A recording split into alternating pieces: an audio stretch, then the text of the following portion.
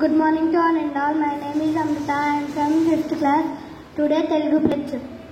భారతదేశం నా మాతృభూమి.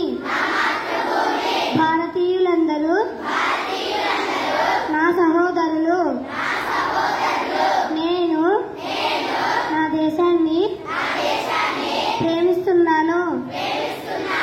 సుసంపన్నమైన బహువిధమైన నా దేశ వారసత్వ సంపద నాకు గర్వకారణం.